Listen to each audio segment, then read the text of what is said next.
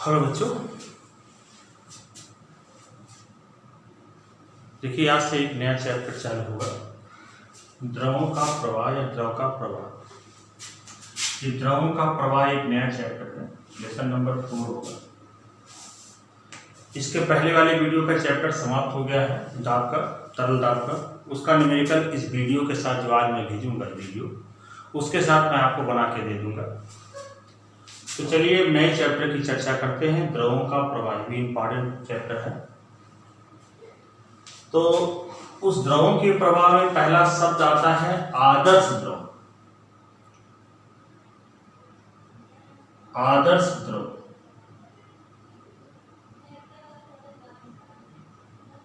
आदर्श द्रव, ideal liquid. जैसे आदर्श gas आपने पढ़ा होगा, तो आदर्श गैस क्या पढ़ा होगा, या कुछ बच्चे कुछ किताब लोगों ना पढ़ाया गया हो।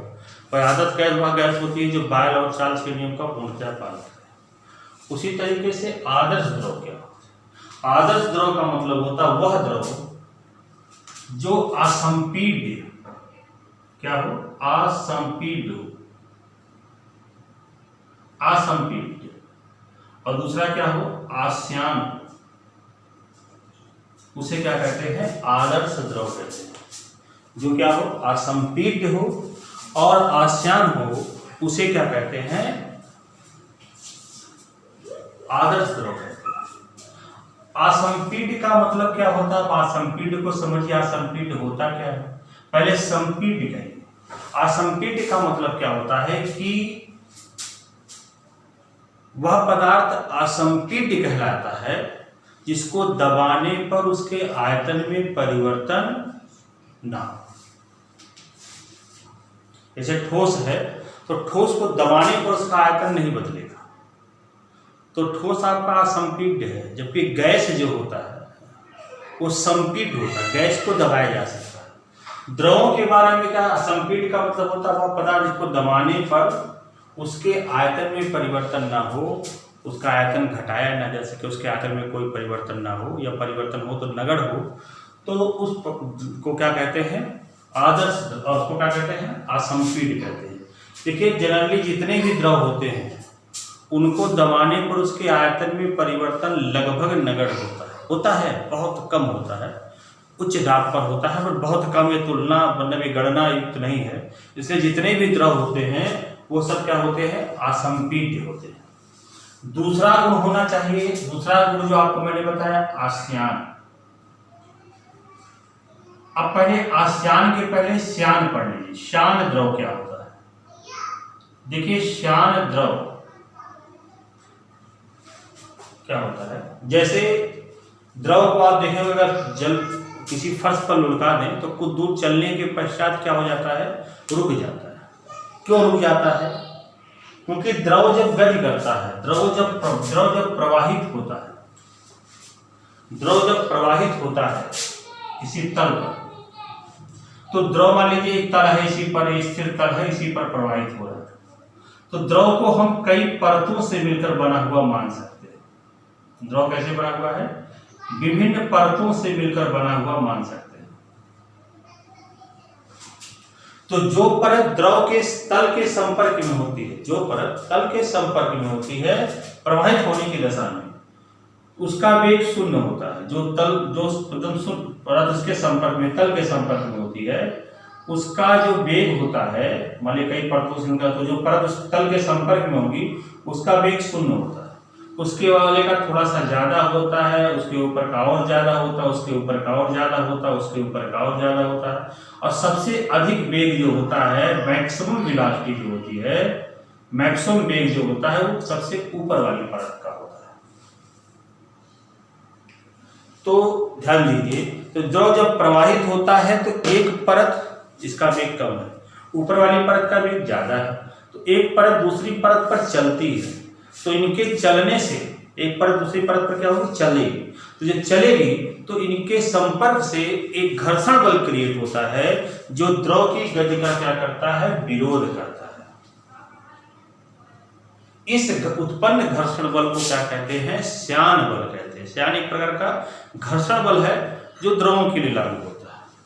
तो द्रव जब प्रवाहित होता है तो उसके विभिन्न परतों के बीच आपेक्षिक गति उत्पन्न हो जाती है, जिससे उनके बीच एक श्यान बल उत्पन्न हो जाता है। और श्यान बल जब उत्पन्न होगा तो उस गति का क्या करेगा, और जैसे मान लीजिए एक गिलास पानी में, एक 2 गिलास ले लीजिए, एक गिलास में आप शहद डाल दीजिए, इसमें क्या डाल दीजिए, शहद, और इसमें आप डाल दीजिए जल, इसमें आप जल डाल दीजिए उतनी मात्रा में, और उसमें उतनी मात्रा में क्या कर दीजिए, शहद डाल दीजिए। अब क्या करिए, चम्मच इसमें डालिए, इसमें भी चम्मच डालिए, इसको 10 बार हिलाइए, इसको 10 बार हिलाइए। तो आप देखेंगे जब द्रव जब वृत्तिगत करेंगे, द्रव के सभी कण क्या करेंगे, वृत्तिगत करेंगे, तो इनके कुछ देर बाद शहद के कण जो होंगे या शहद जो होगा वो स्थिर हो जाएगा, जबकि द्रव के कण गति करेंगे। तो इसी श्यानता के कारण होता है कि जब द्रव प्रवाहित होता है, द्रव गति अवस्था में होता है, तो उनके विभिन्न परतों के बीच एक श्यान बल काम करने लगता है अपेक्षित गति के कारण। इसी कारण द्रव जो होता है वो रुक जाता है, कुछ देर बाद रुक जाएगा। तो ये था श्यान द्रव। तो आश्यान द्रव जो होता है, आश्यान द्रव का मतलब होता है, आश्यान द्रव का क्या मतलब हो गया, वह द्रव आश्यान कहलाएगा यदि उसकी विभिन्न परतों के बीच कोई भी श्यान बल कार्य ना करे, कोई भी घर्षण बल कार्य ना करे, तो वह द्रव क्या कहलाएगा, आश्यान कहलाता है। तो यहाँ देखिए लगभग सभी द्रव में श्यानता होती है, कुछ द्रव में हर प्रकार श्यानता होती है, पर जल को आदर्श द्रव की श्रेणी में रखा गया, जबकि आदर्श द्रव नहीं है, पर जल को आदर्श द्रव की श्रेणी में रखा गया। इतना समझ में आ गया आप लोगों को। अब इसी के बाद की चर्चा करते हैं। देखिए एक प्रवाह होता है जिसको कहते हैं, तो आदर्श द्रव क्या है, आदर्श द्रव वह द्रव होता है जो असंपीड और आश्यान होता है। आदर्श द्रव एक काल्पनिक द्रव है, पर जल को आदर्श द्रव की श्रेणी में क्या हुआ, रखा जाता है। अब इसके बाद की चर्चा करते हैं। अब एक होता है, अब इसके बाद की चर्चा करते हैं, तो आता है धारा रेखी प्रवाह। धारा रेखी प्रवाह क्या होता है, देखना जब द्रव एक स्थान से, धारा रेखी प्रवाह का मतलब होता है कि अगर कोई द्रव एक स्थान से दूसरी स्थान तक इस प्रकार प्रवाहित हो कि उसके प्रवाह के किसी बिंदु पर, आप लोग इसका नोट्स जो मैं जिससे बोलता हूं उसे आप लिखने का प्रयास कीजिएगा। तो धारा रेखी प्रवाह का मतलब होता है वह कोई द्रव एक स्थान से दूसरे स्थान तक इस प्रकार प्रवाहित हो कि उसके प्रवाह के किसी बिंदु से गुजरने वाले द्रव का प्रत्येक कण, गुजरने वाले द्रव का प्रत्येक कण एक ही पथ का अनुसरण करे, एक ही पथ पर चले, तो ऐसे प्रवाह को क्या कहते हैं, धारा रेखी प्रवाह कहते हैं। यानी द्रव में दो प्रकार का प्रवाह होता है, एक होता प्रक्षुब्ध प्रवाह और एक होता है धारा रेखी प्रवाह। तो पहले हम चर्चा कर रहे हैं धारा रेखी प्रवाह के, प्रक्षुब्ध प्रवाह के बारे में आगे चर्चा करेंगे। तो धारा रेखी प्रवाह का मतलब होता है कि वह द्रव, अगर कोई द्रव एक स्थान से दूसरे स्थान तक इस प्रकार प्रवाहित हो कि इसके प्रवाह के प्रत्येक बिंदु से, उसके प्रवाह के किसी बिंदु से गुजरने वाले द्रव का प्रत्येक कण एक ही पथ का अनुसरण करे, तो ऐसे प्रवाह को क्या कहते हैं, धारा रेखी प्रवाह कहते हैं। जैसे मान लीजिए द्रव प्रवाहित हो रहा है, अब प्रवाह का कोई बिंदु मान लीजिए ये, अब इस बिंदु से जो कण गुजर रहा है उसका, मान लीजिए इस बिंदु से जो कण गुजर रहा है उसका पथ ऐसे, तो दूसरा कण भी जो गुजरे उसका, उसी बिंदु से अगर दूसरा कण गुजर रहा है तो उसका भी पथ यही हो, तीसरा कण उसी पथ का अनुसरण करे, चौथा कण इस पर, मान लीजिए एक बिंदु और ले लीजिए, इस बिंदु से जो कण गुजर रहा है उसका पथ ऐसे चल रहा है, तो इस बिंदु से जो भी कण गुजरे उसका पथ यही, ठीक है। इसी तरह से इस बिंदु से मान लीजिए जो गुजर रहा है उसका पथ ऐसे हो इसका, तो इस बिंदु से जितनी भी, हमने 4 बिंदु हमने ले लिए ABCD, तो इस बिंदु से जो भी कण गुजरेगा, जैसे बिंदु B से जो कण गुजर रहा है तो उसका उसी पथ पर चले, बिंदु A से कण जो गुजर रहा है इसी पथ पर चले, तो ऐसे प्रवाह को क्या कहते हैं, धारा रेखी प्रवाह कहते हैं। और इस पथ को, जो पथ बन रहा है, इस पथ को क्या कहते हैं, धारा रेखी कहते हैं, धारा रेखा कहते हैं। इस पथ को क्या कहते हैं, स्ट्रीम लाइन, यानी धारा रेखा कहते हैं।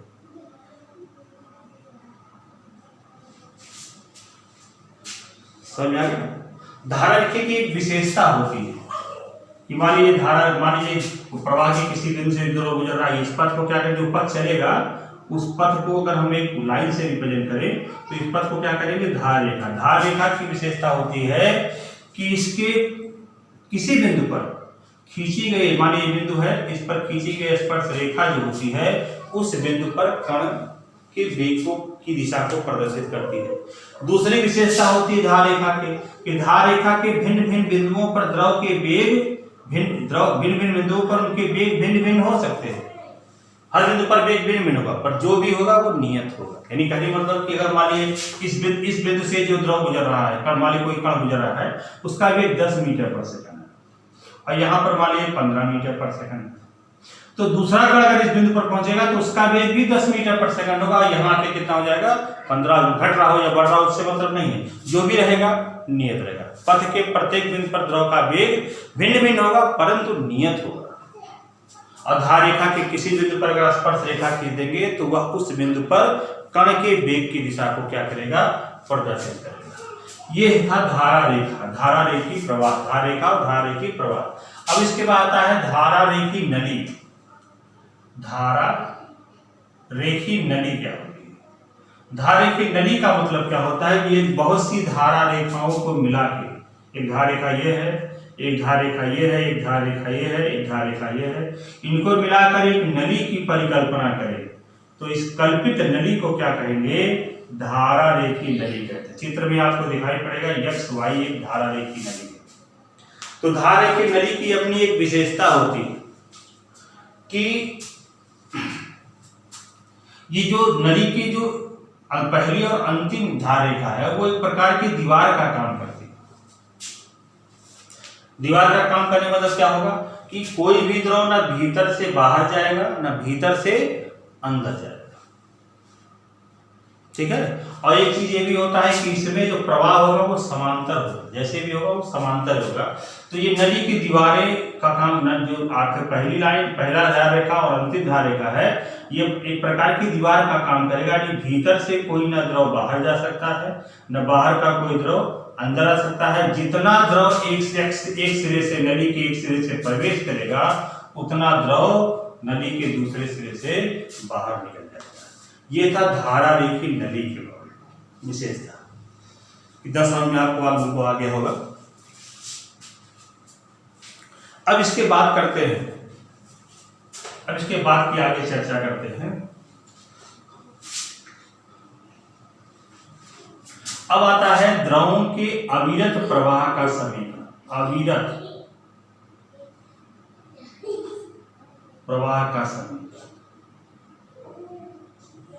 जैसे वाटर सप्लाई में जो पानी जल प्रवाहित होता है लगभग धारा रेखी होता है कि जितना द्रव एक सिरे से प्रवेश करेगा उतना क्या हो जाता है, बाहर निकल जाता है। नल से जब निकलता है द्रव तो जो कुछ दूर तक एकदम लगेगा एकदम पाइप में बह रहा है, उसी तरह की स्थिति होती है धारा रेखा की।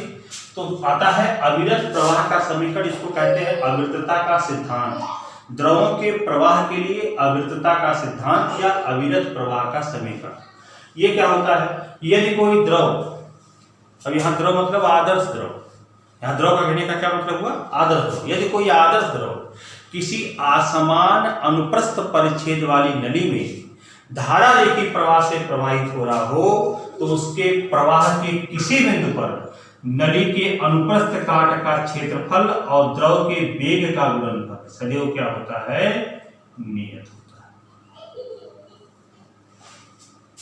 क्या कहा, यदि कोई द्रव मतलब आदर्श द्रव किसी असमान अनुप्रस्थ परिच्छेद वाली नली में धारा रेखी प्रवाह से प्रवाहित हो रहा है तो उसके प्रवाह के किसी बिंदु पर द्रव के अनुप्रस्थ, नली के अनुप्रस्थ काट का क्षेत्रफल और उस बिंदु पर द्रव का जो वेग होगा उनका गुणनफल क्या होगा, नियत होगा।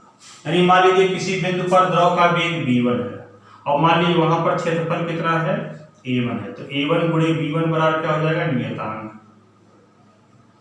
और मान लीजिए किसी बिंदु पर द्रव का वेग v1 है, v2 है, वहां पर नली का जो क्षेत्रफल है अनुप्रस्थ काट का क्षेत्रफल वो a2 है, तो a2 b2 बराबर क्या हो जाएगा, नियतांक। दोनों ही नियतांक है तो क्या हो जाएगा, a1 गुणे b1 बराबर a2 गुणे b2। ये इस पर सवाल लगेगा, इसको ध्यान रखिएगा।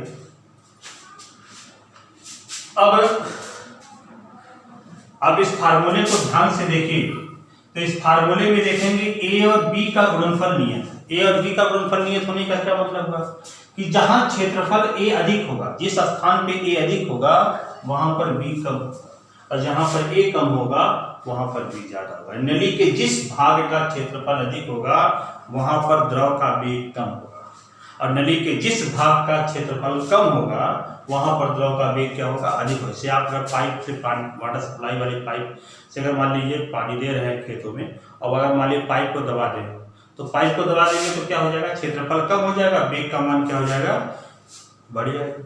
तो ए और बी का गुणनफल सदैव क्या होता है, नियत होता है उस प्रवाह के लिए। तो ए अगर बढ़ेगा तो बी घटेगा, और ए घटेगा तो बी क्या हो जाएगा, बढ़ जाएगा। तो ये था अविरत प्रवाह का समीकरण। इस नियम को सिद्ध कैसे करेंगे इसकी चर्चा हम आगे करेंगे। तो इसकी चर्चा हम आगे करेंगे। चैप्टर भी थोड़ा सा लंबा है, मतलब कम से कम 7-8 वीडियो बनेगा। जितने भी वीडियो बनाए जा रहे हैं उनमें अगर संभव हो तो आप लोग नोट बनाने का प्रयास करिएगा। आगे चर्चा हम कल करेंगे। धन्यवाद।